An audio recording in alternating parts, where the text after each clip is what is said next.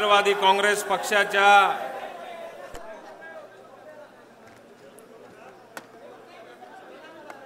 नाही, आता कॅमेरावाल्यांना थोडंसं तुमचं सेट झालं असेल तर कृपा करून खाली बसून घेतलं तरी चालेल.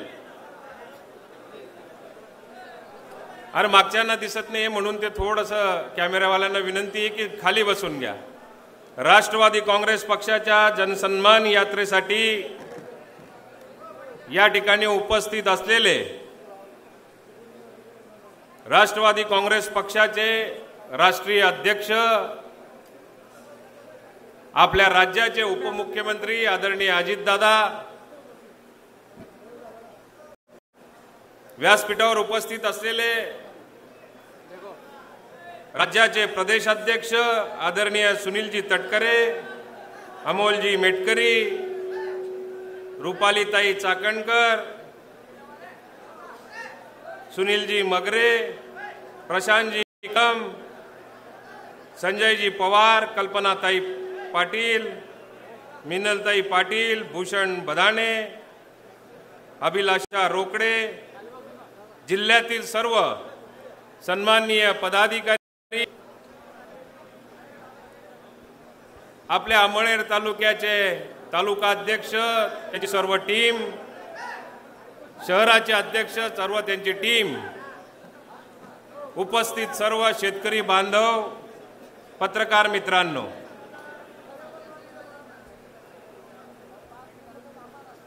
अरे त्या कॅमेरावाला जर का नाही राहणार ते आपण बी कथा अधिक सुतडे थोडं थोडं ते सहन करली सुद्धा आज ना दिन.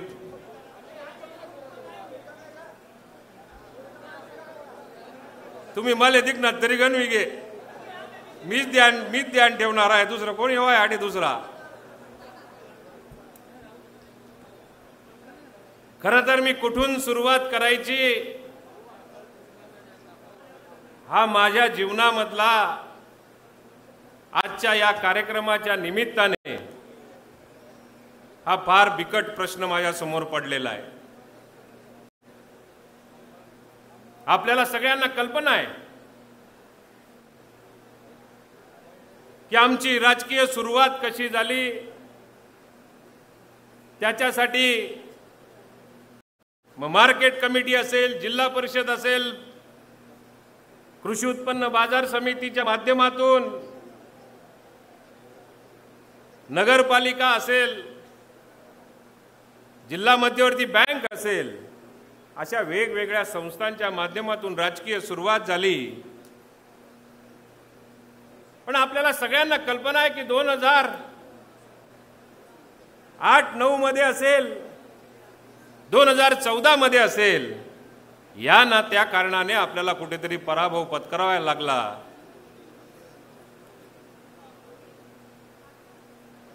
पण माझ्या अंमळनेरच्या जनतेवर, अंमळनेरच्या शेतकऱ्यांवरती माझा विश्वास होता. मोठ्या आशेने मी त्यांच्याकडे बघत होतो, ते माझ्याकडे बघायचे. पण राजकीय परिस्थिती अशी काही निर्माण व्हायची की त्याच्यामुळे आपल्याला यश थोड्या फार मतांनी मागे पुढे राहायला लागायचं. माझ्या तालुक्यावर याचा अभिमान याच्याकरता वाटतो की माझा तालुका हा दादा आवर्षण प्रवण तालुका आहे. कापूस असेल, सोयाबीन असेल, ज्वारी असेल, बाजरी असेल, मका असेल, अशा कमी उत्पन्नाच्या पिकांवरती आमचा तालुका अवलंबून राहून त्यांच्या जीवनामध्ये फार मोठा संघर्ष सातत्याने आमच्या तालुक्यातला शेतकरी हा सातत्याने बघायला मिळतो. पण याही परिस्थितीमध्ये 2019 मध्ये ज्यावेळेला दादांनी सांगितलं की अनिल तुला उभं राहायचंय, पण त्यावेळी माझी मात्र छातीची धडकन जी होती ती फार मोठ्या प्रमाणावरती जोरात वाजायला लागली. उभं राहायचं तर कसं उभं राहायचं, पैसा आणायचा तर कुठून आणायचा. एक सर्वसामान्य कुटुंबातला व्यक्ती ज्यावेळेला विधानसभेच्या निवडणुकीला तिसऱ्यांदा उभा राहतो त्यावेळी मात्र त्याच्यासमोर अनेक अडचणींचा डोंगर आपल्या समोर बघायला मिळतो. पण दादांनी एक धीर दिला. आणि तटकरे साहेबांनी आम्हाला बोलवलं आणि सांगितलं की अनिल डेरिंगकर, काही चिंता करू नको, राष्ट्रवादी काँग्रेस पक्ष तुझ्या पाठीमागे पूर्णपणे उभा राहील. दादा, माझ्या तालुक्यातल्या शेतकऱ्यांवर मला अभिमान याच्याकरता वाटतो की आपण पक्ष म्हणून माझ्यावरती विश्वास ठेवला, पण 2019ची निवडणूक ही आमच्या अंमळनेर तालुक्यातल्या प्रत्येक विधानसभा क्षेत्रातल्या प्रत्येक गावातल्या शेतकऱ्यांनी, तरुणांनी, महिलांनी स्वतः मी निवडणुकीला उभं आहे असं समजून ती निवडणूक त्यावेळी पार पाडली. आज विधानसभेमध्ये काम करण्याची संधी मिळाली, कामाला सुरुवात केली. 2019 पासून मला आठवतं की दादांजवळ मी असं तुमचं सगळ्यांचं पत्र न्यायचो. पत्र कुठलं आहे असं वरचं फक्त हेडिंग विषय काय आहे एवढाच फक्त अजितदादांनी वाचलेला आहे आणि अंमळनेरला न्याय द्यायचा आहे, विश्वास माझ्यावर ठेवलेला आहे. पत्र ठेवल्या ठेवल्या लगेच त्या ठिकाणी मान्यतेसाठी पाठवण्याचं काम मी 6व्या मजल्यावरून 3ऱ्या मजल्यावर येत नाही तोपर्यंत त्या सेक्रेटरीकडे जाताना मला अनुभवायला मिळालेला आहे. दादा, आमच्या तालुक्यामध्ये एवढा निधी आम्ही आयुष्यात कधी बघितलेला नव्हता, एवढा निधी तुम्ही आम्हाला दिलेला आहे. असं कुठलं गाव शिल्लक नाही की त्या गावामध्ये लाखो रुपयाची कामं झालेली नाहीत. दादा, आम्हाला हेही आठवायचं की 2019च्या अगोदर एखादं 4-5 लाख रुपयाचं काम जर का आम्हाला कोणी दिलं, त्याला एवढा ढोल ठोकायचो, वाजत गाजत गावापर्यंत न्यायचो. पण लाखो रुपयाची कामं आज तुमच्या माध्यमातून, शासनाच्या माध्यमातून, सरकारच्या माध्यमातून आमच्या गाव पातळीपर्यंत जर का बघितलं तर लाखो रुपयाची कामं होताना आज पहिल्यांदा आमच्या आयुष्यामध्ये आम्ही बघतोय. दादा, ज्या ठिकाणी तुम्ही रस्ता मागितला असेल त्या ठिकाणी तुम्ही रस्ता दिलेला आहे. दादा, या बजेटला ज्यावेळेला तुम्ही सांगितलं की तुझ्या रस्त्यांची कामं आम्हाला पाठव, मला रस्ते कुठले द्यायचे हा प्रश्न पडला होता. कारण प्रत्येक रस्ता आता मंजूरच झालेला, 1-2-4% जर का राहिले असतील तर तेही येणाऱ्या काळामध्ये आपल्याला पूर्ण होताना दिसताना. बजेटच्या माध्यमातून रस्त्यांची कामं दिली. दादा, आमची जी पंचायत समिती होती अडगडीत आता पडलेली आहे. त्या पंचायत समितीमध्ये या इथे बसलेल्या प्रत्येक शेतकऱ्याला विचारून बघा, प्रत्येक शेतकरी ज्यावेळेला त्या पंचायत समितीमध्ये जातो त्यावेळेला असा कुचकापटक वास त्या ठिकाणी येतो. 10 कोटीचा निधी आज पंचायत समितीचा आरडीडीच्या माध्यमातून दादा तुम्ही आम्हाला मिळवून दिला. दादा, त्याच्या शेजारी स्टँड आहे, त्या बस स्टँडवर एखादा शेतकरी समजा जर का येणाऱ्या काळामध्ये खाली जर का उतरला तर डावीकडे गेल्यानंतर 2 मिनिटाच्या चालत जाणाऱ्या अंतरावर त्याला पंचायत समितीचं काम होताना दिसणार आहे. तो जर का त्या स्टँडवरून उजवीकडे गेला तर जास्तीत जास्त अर्ध्या मिनिटाच्या अंतरावर त्याला महसूल विभागाचा प्रांत सुद्धा आणि तहसीलदार सुद्धा त्याच ठिकाणी सापडणार आहे. त्या महसूल विभागाच्या समोर एक बिल्डिंगचं काम चाललेलं आहे दादा. तर त्या बिल्डिंग मध्ये गेल्यानंतर तालुक्यातून कृषी विभागाचं असेल, एआर ऑफिसचं काम असेल, अन्य कुठल्या विभागाचं काम असेल, साधारण 8 ते 9 विभाग एकाच विभाग प्रशासकीय इमारतीमध्ये येणाऱ्या काळामध्ये आमच्या शेतकऱ्यांना दिसणार आहे. दादा, या प्रशासकीय काम संपल्यानंतर त्याने जर का थैली आणली असेल, ती थैली घेऊन समजा बाजारात जायचं असेल आणि काही 2 गोष्टी त्याला 2 वस्तू जर का घ्यायच्या असतील तर समोर गेला तर मार्केट उभं राहील आणि मार्केटमधनं तो जर का चालत आला तर बस स्टँडवर जाऊन आता जे तुम्ही आम्हाला 10 कोटी रुपये बारामतीच्या धर्तीवरतं येणारं बस स्टँड हे अंमळनेरचं दिसलं पाहिजे, त्याच्यासाठी जे तुम्ही 10 कोटी रुपये आम्हाला दिलेले आहेत ते सुद्धा काम येणाऱ्या काळामध्ये आमच्या शेतकऱ्यांना दिसणार आहे. दादा, आम्ही केवळ फक्त बारामतीचं नाव ऐकतो. आमच्या इथले बरेच शेतकरी परवाच्या कार्यक्रमाला बारामतीला येऊन गेलं आणि येऊन गेल्यानंतर बारामतीचं वैभव बघितल्यानंतर आमचे सुद्धा कुठेतरी डोळे पांढरे फट होऊन मोठे मोठे डोळे करून आम्ही बारामतीकडे बघत होतो. त्या सुंदर बारामतीला आम्ही ज्या वेळेला रेखाटलं गेलं, आमच्या चित्रफितीमध्ये रेखाटलं, त्याच धर्तीवरती येणाऱ्या तालुक्यामध्ये मी माझा मतदारसंघ, मग तो ग्रामीण असेल किंवा शहर असेल, हा कसा त्या ठिकाणी सुधरू शकतो किंवा देखणं कसं करू शकतो याच्यासाठी आम्ही प्रयत्न सुरू केले. दादा, आज जर का शहराची परिस्थिती बघितली, जे 40-40 वर्षापासून प्रलंबित असलेले, ज्या ठिकाणी पायी जायला रस्ता नव्हता, अशा ठिकाणी शहरामध्ये प्रत्येक भागामध्ये, प्रत्येक वार्डामध्ये, प्रत्येक मुख्य रस्ता आज त्या ठिकाणी जाऊन लोक फार मोठ्या प्रमाणावरती समाधानी होताना आम्हाला प्रत्यक्षात बघायला मिळतंय। दादा, रस्त्यांची कामं झाली, दिव्यांची कामं जर का बघितली असेल, आज जर का रस्त्याने आपण जाताना रात्रीच्या वेळी बघू, त्या ठिकाणी जे डेकोरेटिव्ह लाईट आपल्याला लावलेले दिसत आहेत, ती बारामतीची आयडिया आम्ही त्या ठिकाणी घेऊन आलो। आज अंमळनेरमध्ये कुठे कुठे आम्हाला ते बघायला मिळतंय। ग्रामीण भागाची रचना कशी असली पाहिजे, शहराची रचना कशी असली पाहिजे, या दृष्टिकोनातून लगातार 5 वर्ष आम्ही जो सातत्याने प्रयत्न करतोय, तो जर का प्रयत्न यशस्वी होताना आम्हाला दिसत असेल तर दादा, याचे कर्ते धरते केवळ आणि केवळ अजित पवार हे एकच नाव आपल्याला सांगावं लागेल। दादा, आमच्या शहराला 5 दिवसाआड पाणी येत होतं। मला सांगताना अभिमान वाटतो, माझ्या पक्षाच्या नेत्यावर अभिमान वाटतो। या ठिकाणी यायच्या आत मागच्या आठवड्यामध्ये स्वतः मुख्यमंत्र्यांशी चर्चा करून 197 कोटी रुपयाची अंमळनेर शहराकरता पाणी पुरवठा योजनेची प्रशासकीय मान्यता आज दादांच्या माध्यमातून मिळाली। रस्ते झाले, वाईड लाईट झाले, पाण्याची व्यवस्था जर का आपल्या शहराकरता झाली असेल, पण दादा, आमच्या दृष्टिकोनातून सर्वात महत्त्वाचा जो प्रकल्प होता, आमच्या तालुक्यामध्ये दादा 3 नद्या आहेत। बोरी नदी असेल, पांजरा नदी असेल, आणि आमची माय माऊली तिसरी नदी जर का असेल तर तापी नदी असेल। बाकी छोट्या मोठ्या अजून 9 नद्या आणि 9 नाले आहेत। दादा, आपल्या आशीर्वादाने आमच्या इथला कोणताही शेतकरी कुठल्याही भागामध्ये, कुठल्याही नाल्याच्या अवतीभोवती, कुठल्याही नदीच्या अवतीभोवती जर का फिरला तर आता जो पाऊस पडतोय तो त्या ठिकाणी त्याला अडवलेला दिसतोय आणि त्या ठिकाणी पाणी साठलेलं दिसतंय। त्याच्यामुळे दादा, आमच्या भूगर्भातल्या पाण्याची पातळी आज जर का या 5 वर्षामध्ये आम्हाला येणाऱ्या काळामध्ये वाढलेली दिसत असेल तर त्याच्यासाठी सुद्धा आशीर्वाद हा तुमचा आमच्या मागे होता।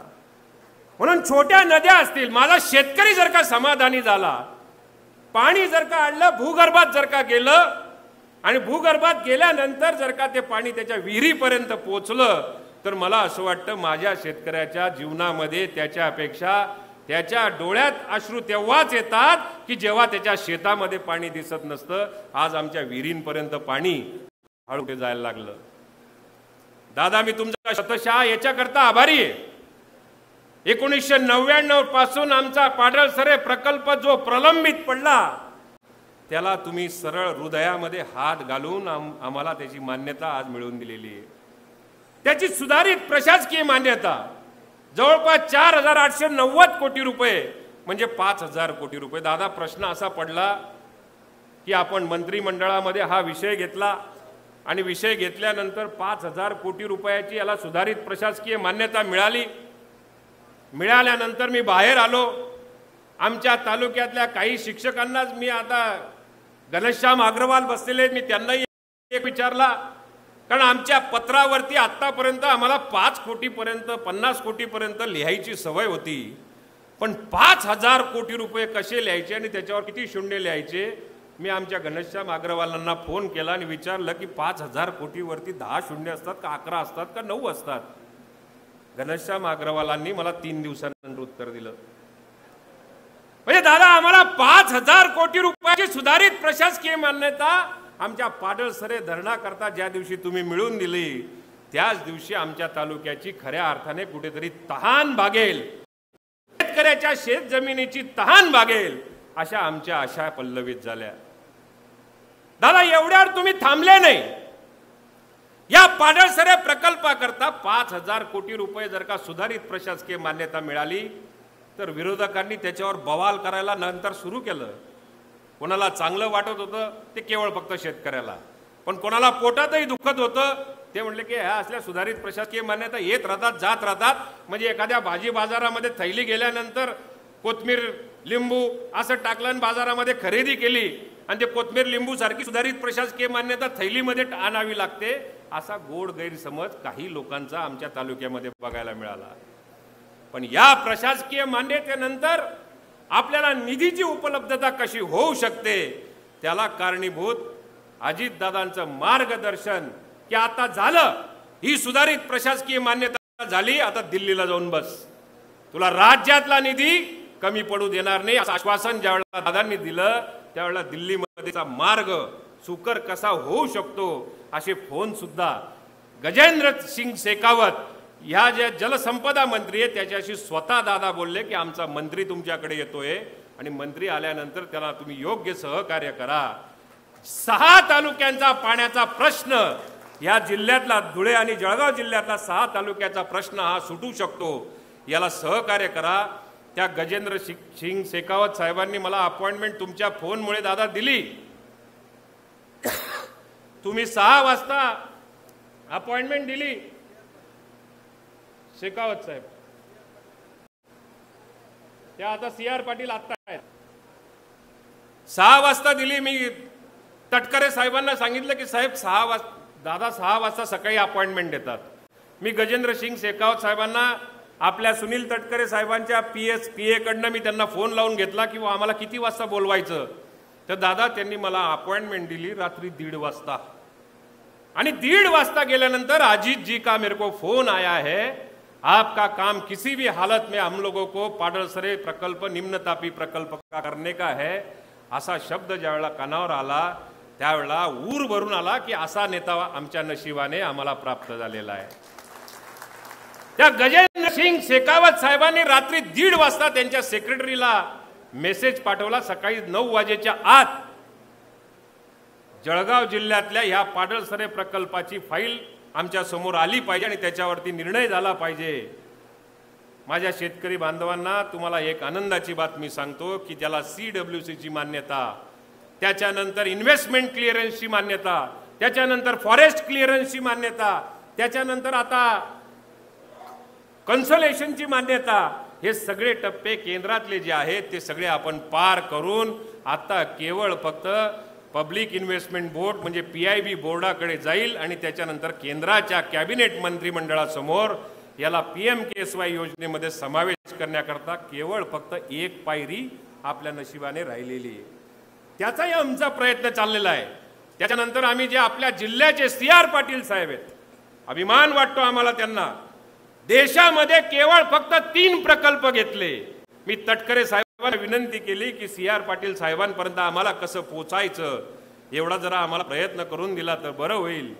अजित दादांनी त्यांनाही फोन लावला आणि तटकरे साहेबांनी आम्हाला तिथं गाडी पाठवली, गाडी पाठवून CR पाटलांपर्यंत पोहोचवलं आणि पोहोचून त्या CR पाटलाने देशामध्ये 3च प्रकल्प त्यांच्या सिंचन विभागाच्या माध्यमातून PIBला पाठवायचा असेल तर एक आसामचा होता, दुसरा मध्य प्रदेशचा होता आणि तिसरा आपल्या अंमळनेरच्या पाडळसरे धरणाचा होता।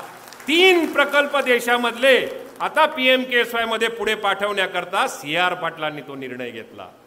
आपल्या तालुक्याच्या खासदार ज्या आपण सगळ्यांनी मिळून निवडून दिल्या त्या सुद्धा त्या ठिकाणी आमच्या बरोबर सपोर्टला उभ्या राहिल्या आणि त्यांच्या माध्यमातून आज केंद्रामध्ये आपल्या पाडळसरे धरणाची वाटचाल आपल्याला प्रामुख्याने दिसते। दादा या सगळ्या गोष्टी सत्य आहेत, आपल्याला सगळ्यांना ऐकायचं असल्यामुळे मी जास्त बोलणार नाही। आमच्या तालुक्यामध्ये जो प्रश्न होता तो तुम्ही ऑलरेडी सॉल्व्ह केला, लाडकी बहीणच्या बाबतीमध्ये आपण बोला, पण आमच्या तालुक्यातल्या शेतकऱ्यांचा सर्वात मोठा, तोही मी एक शेतकरी आहे आणि शेतकरी असताना सुद्धा लाईट बिल जर का आमच्याकडे आलं तर आमच्याजवळ सगळ्यात मोठी समस्या होती की आता हे लाईट बिल भरायचं कसं। दादा विहिरीमध्ये पाणी असायचं, कुठून पंपिंग स्टेशनवरून समजा जर का आम्हाला नदीतून पाणी आणायचं असेल तर ते नदीतलं पाणी आणलं जायचं, पण ज्या वेळेला पाण्याची गरज असायची त्याच वेळेला मात्र त्या ठिकाणी इलेक्ट्रिक वायरमन यायचा आणि तो सांगायचा आणि तुमचं आजपासून कनेक्शन कट, 3000 भरा, DP जळाली तर 5000 भरा, 7000 भरा, 25 कनेक्शन असले तर 25च्या 25 लोकांचे पैसे भरण्याकरता MSCBच्या माध्यमातून आम्हाला त्या ठिकाणी भरायला लावायचे आणि भरल्यानंतर सुद्धा ते DP जी राहायची, ट्रान्सफॉर्मर जो राहायचा तो मिळेल का नाही मिळेल याची काही गॅरंटी राहायची नाही। दादा आमच्यावर एवढे मोठे उपकार केले, एक तर आम्ही कधीच बिल भरत नव्हतो आणि भरणार पण नाही कधी आयुष्यामध्ये, आता तर तो दांगडोच बुडून दिला तुम्ही। याच्या पुढे आमच्या दारापुढे 4-4 महिन्याचे 6-6 महिन्याचे जे पिकं घेतो त्याच्यासाठी इलेक्ट्रिक डिपार्टमेंटचा MSEBीचा कनेक्शन कट करणारा वायरमन मात्र तुम्ही आता 7.5 HP पर्यंत जे वीज बिल माफ केलं, अरे माफ केलं तर केलं, भविष्यामध्ये आता बिल येणारच नाही, पण मागचं सुद्धा भरायचं नाही असं ज्यावेळेला परवा आपण आपलं स्टेटमेंट बघितलं तर आम्ही निस्वार्थ या ठिकाणी श्वास घेतला आणि तुमचे आभार मानतो की आम्हाला ज्या वेळेला इलेक्ट्रिक लागेल, ज्या वेळी आम्हाला विद्युतीची आवश्यकता असेल, विजेची आवश्यकता असेल, त्या वेळेला आता तुमच्या दारापुढे एकही वायरमन येणार नाही, बिल भर नाही ते तुले जोडस, नाही तर जेव्हा बी आपला ट्रान्सफॉर्मर बही जाय तो लगेच चालला जाऊ आपण आणि तो तडे जावानंतर 5-5 हजार भरेत का नाही भरेत, आते काही तुम नफा कोणी येऊ आणि त्या जर का उपकार करेल वही तर या अजितदादांनी करेल तुमनावर की यांना पुढे वायरमन दर्शन देखाना आपल्या आवश्यकताच नाही. असं जर का काम पुण्याचं आमच्या तालुक्याकरता केलं तर येणाऱ्या काळामध्ये दादा आमचा अवर्षण प्रवण तालुका केवळ फक्त कापूस, ज्वारी, बाजरी याच्यावरती अवलंबून न राहता माझी एक मनीषा आहे दादा की ज्या पद्धतीने पांढरसरे धरणाकरता आज 5,000 कोटी रुपयाची सुप्रमाद देऊन त्याच्यासाठी 2700 कोटीपर्यंत राज्य आणि केंद्राचा पैसा येणाऱ्या काळामध्ये आपल्याला उभा राहताना या धरणाकडे ज्या वेळेला जाईल त्यावेळेला शेतकऱ्यांना माझी एक नम्र आव्हान आहे, नम्र विनंती आहे आणि एक त्या ठिकाणी माहिती सुद्धा द्यायची आहे की या 2700 कोटी रुपयामध्ये एकीकडे धरण बांधलं जाणार आहे, त्याचा शब्द अजितदादांनी दिलेला आहे की 2025ला पांढरसऱ्यामध्ये कुठल्याही परिस्थितीमध्ये पाणी आणणार आणि त्या आणलेलं पाणी जे असणार दादा त्याच्यासाठी लिफ्ट करून प्रत्येक शेतकऱ्यापर्यंत ते पाईपलाईनने समजा आम्ही पाणी जर का पोहोचवलं तर जो आमचा तालुका दुष्काळी तालुका, जिरायत तालुका असा कायम संबोधला जातो. जिरायत शब्द आमच्या कपाळाला ज्या पद्धतीने लिहिलेला असतो तसा जिरायत शब्द आमच्या शेतकऱ्याच्या कपाळावर लिहिलेला आहे. हे जर का पाणी आम्ही त्या तापी नदीमधनं उचलून अंमळनेरच्या आणि पारोळ्याच्या काही भागामध्ये जर का आणू शकलो तर मला आत्मविश्वास आहे की त्या पाईपलाईनने 25,000 हेक्टर जमीन पाण्याखाली तुमची आमची येणार आहे आणि ज्या दिवशी 25,000 हेक्टर जमीन येईल त्याला कदाचित 2029 येईल, 28 येईल, 30 येईल, 31, 32 येईल, परंतु या पाईपलाईनचा सर्वे दादा आता झालेला आहे. कदाचित पुढच्या महिन्यापर्यंत त्याचं सुद्धा 870 कोटी रुपयाचं आमचं टेंडर निघेल आणि ते टेंडर निघाल्यानंतर प्रत्यक्ष पाईपलाईनचे जे सर्वे झालेले आहेत त्याला जर का पाईपलाईन टाकली गेली दादा तर आमच्या कपाळाला जो जिरायत शब्द लिहिलेला आहे मी आत्मविश्वासाने या सगळ्या शेतकऱ्यांना एक शब्द देतो, त्या अजितदादा आणि सुनील तटकरे साहेबांच्या भरोशावर देतो की 2032 पर्यंत आमच्या उतार्यावर जिरायत शब्द निघून बागायतच शब्द आला पाहिजे अशी आमची एक वाटचाल आहे आणि त्याच्यासाठी आज या शेतकऱ्यांच्या सन्मान यात्रेच्या माध्यमातून आज या ठिकाणी उपस्थित झालो आपण. दादा मी खूप काही जास्त बोलून गेलो परंतु एक गोष्ट नक्की आहे, ज्या दिवशी मंत्रिमंडळाचा विस्तार झाला त्या मंत्रिमंडळाच्या विस्तारामध्ये मला तो दिवस आठवतो. त्या मंत्रिमंडळाच्या विस्ताराच्या दिवशी मला कल्पना नव्हती. माझ्या आयुष्यामध्ये केवळ फक्त एकदा आमदार बनण्याचं स्वप्न होतं,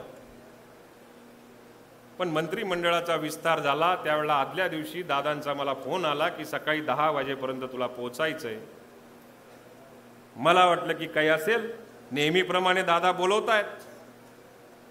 10 वाजता बोलायचं मला पंचायत पडली. मी ज्या ठिकाणी दर्शनाला गेलो होतो तिथून मला 12 वाजेला पोहोचणं अपेक्षित होतं.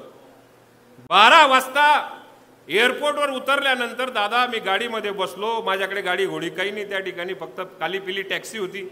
त्या टॅक्सीमध्ये गेलो. टॅक्सीमध्ये गेल्यानंतर आमदार निवासला गेलो. आमदार निवासला बघितलं आपल्याला दादांकडे जायचं आहे तर जरा धुतलेले कपडा जे होते त्या घालले होते, त्या धुतलेला कपडा बी सापडणार तीन मैगडेल कपडा होता तसा संमत निघून कुठे कुठे दादांचा लगेच फोन. आणि मग तिथं गेल्यानंतर तटकरे साहेब मला भेटले. म्हणे अनिल तुला काही माहिती आहे का? म्हटलं नाही. तटकरे साहेब म्हणले की आपल्याला शपथविधीला जायचंय. दादांनी सांगितलं कोरड्या विहिरीत उडी मार तरी सुद्धा अनिल पाटील तयारच आहे. चला असा एक शब्द केला आणि शब्द सांगितल्यानंतर तटकरे साहेब म्हणले की अरे कोणाचा शपथविधीला जायचंय? मी म्हणलो दादांच्या शपथविधीला जायचंय. मग तुला बाकीचं काही माहिती नाही का? म्हटलं काहीच माहिती नाही.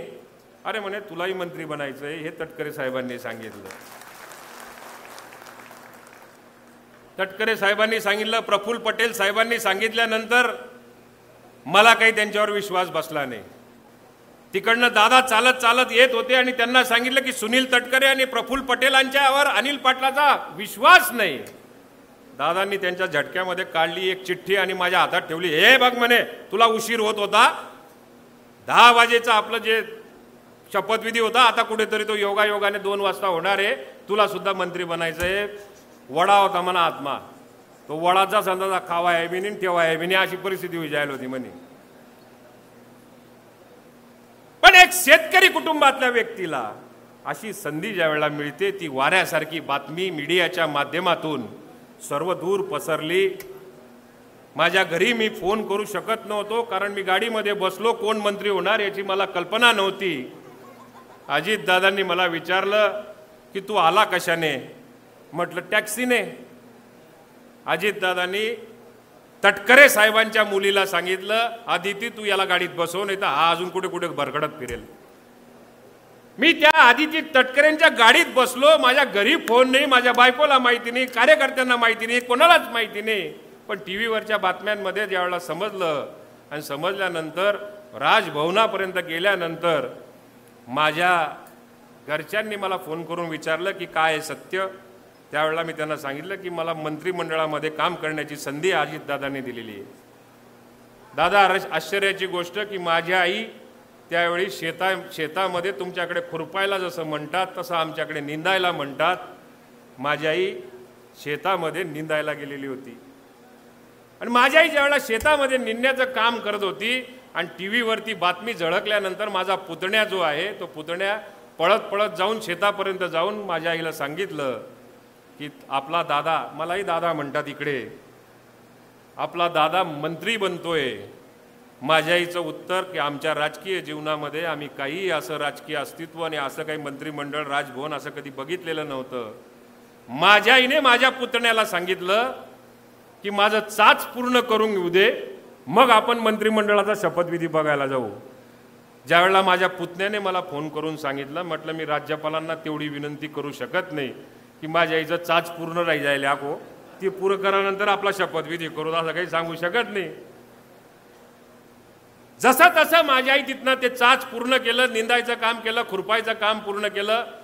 तिथून गावावर गेली, टीव्ही बघितला आणि टीव्ही बघितल्यानंतर बसमध्ये ज्या वेळेला यायला लागली त्यावेळेला त्या कंडक्टरने एक फोटो काढला आणि ही मंत्र्याची आई माझ्याबरोबर एस टीमध्ये माझ्या शेजारी बसून त्या ठिकाणी येताना एक मनोज नावाचा कंडक्टर आहे त्याने तो फोटो काढला.